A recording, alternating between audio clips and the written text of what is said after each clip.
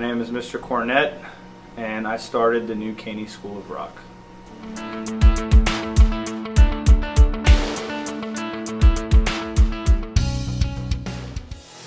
I started playing guitar when I was 15 years old. I actually wanted a drum set, but my father purchased a guitar, number one, because it was cheaper, and number two, it was less noisy, so there's that. And yeah, I've been playing ever since. It's funny, because I started on guitar, I wanted to play the drums, and I fiddled with the drums while I was in college. I never really learned to play until I actually started School of Rock. And the first year I started School of Rock, it wasn't long after, it was actually the first meeting. Mr. Parker, a fellow teacher, came into my room, just checking things out, said he wouldn't mind helping me with it. And he's a drummer primarily, but he's also, he plays a number of instruments. Really started to learn playing drums when he jumped on board. And over the course of the last few years of me coaching the kids to play instruments, I've probably learned as much as the students have about their respective instruments as I have about the drums. So I started School of Rock because I wanted to give kids something I didn't have when I was in school. Obviously the movie was a big influence. I wouldn't have started it unless Mr. Loyacano, the principal, had asked me to contribute something to the school, which he did. And I guess what drives me is just the fact that I know when I was in school, I was going through a lot of stuff at home. I wasn't very social at times. And when I started playing guitar, it's like I found my voice. When I played my guitar in front of my friends or anybody, it's like that validated my existence. And it gave me a voice that I didn't have. And so I want to give students that. I want to give them the ability to play in front of people so that they feel validated, so that they feel exceptional in the world. We've been doing this for 5 years. My first year, I was floating the idea among some of my coworkers of starting it, encouraging not to because it was my first year teaching, and obviously the first year teaching is stressful enough as it is. But I went ahead and I did it anyway. I had no regrets about doing it. But I will say this, I was very thankful because a fellow coworker who I had not known at that time walked into my room the very first meeting. I bought donuts and kolaches for all the students that were interested in joining the club, and I just looked over, I saw him, I was like, "What's up?" And he's like, "I'm checking it out. I wanted to see what you got going on." And he jumped on board, and he's been along ever since. And I probably would not have been able to do it without some help from another teacher, so I'm immensely grateful for that. So that was the last 5 years. Mr. Parker was on board with me. Then I got 2 additional teachers in my 3rd year, Mr. Kojak and Mr. Sochek.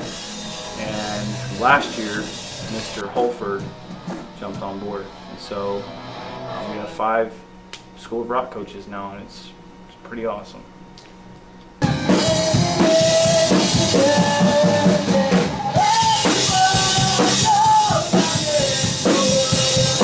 I think the most important thing for these kids is to have a sense of responsibility for others.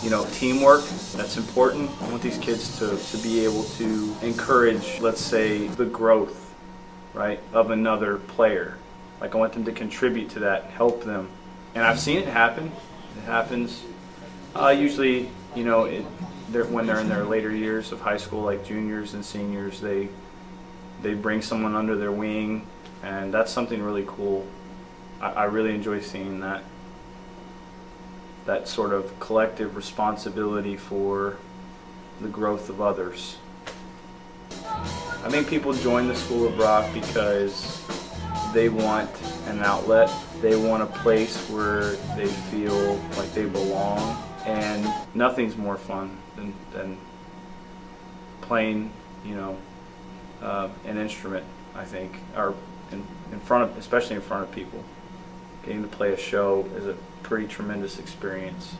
I think all of our members appreciate.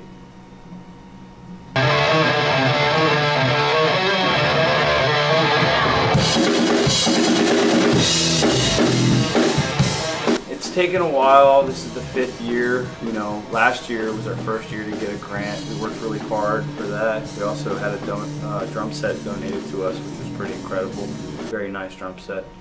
I'd say our goals for the future, I want to play at a venue outside of school. I would love to be able to take the kids to Walters or Fitzgerald's. That would be incredible. Or, you know, Pie in the Sky, House of Blues. That would be amazing. So if we just keep working hard and we show people what we're doing, I'm hopeful that that'll happen. Another goal for School of Rock would be for us to encourage another school to adopt our model and what we've done. That would be incredible, because I want to be able to show people what this can do for kids, and I would really like it if we could put a competitive element into it. Get other schools involved, travel to other schools for like a battle of the bands. That would be incredible if other schools would you know, do what we got going on over here. So I'm hopeful for that. I'm shooting for it. I'd like to start with our sister campus, Porter High School. I think that they could do it. The only thing is, I've got to convince a teacher to do this without getting paid, because that's very well what it might take. I mean, we don't get paid to do it, but that's just a reflection of how valuable this thing is to these kids, and what we see when we do it. We see the change it makes in their lives. We see, you know, the looks on their faces, and we don't need to get paid. I mean, that is rewarding in and of itself to get to see that day in and day out. It's been very hard to start a club at a school because you have to establish yourself.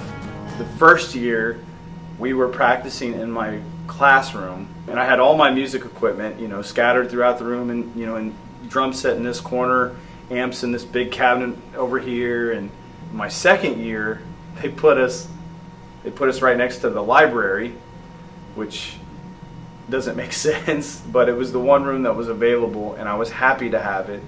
The librarian, Miss Atwell, God bless her soul, I don't know if she put up with us for a very long time, so I'm, you know, exceedingly grateful for that. My third year, they put us in a room just outside the band hall, which was great. It was small, but again, we were always, you know, moving around, so we didn't quite have our own space. We felt like drifters to some degree. But then this year, we finally got our own room. So I'm extremely grateful to the administration for giving that to us, because it really helped. Like, this year we were able to put band posters all over the walls, and I mean, the kids, just their faces lit up, and it feels like home to so many of us. It's pretty awesome. Most of our graduates have kept in touch with us. Occasionally they come back to visit, and I've tried to maintain connection with them. I mean, really, we're like family. Once they leave here, that bond won't ever be broken. And it's important for me to make sure that I've done my job, because this club is not just about getting these kids to play in front of people. For me, it's, you know, kind of like I mentioned before, it's giving them validation, you know, making them feel like they belong somewhere in this universe and that they are exceptional. And I want them to carry that forward into their professional lives. I want them to feel like they're capable, to feel like they're more than capable, that they can do, you know, whatever they want. And so it's been important. That's been an important thing for me, is to maintain those relationships and, you know, stay in touch with those kids and make sure that they're pursuing their dreams, whatever it is that they want. And I just want to make sure that I'm encouraging them every step of the way.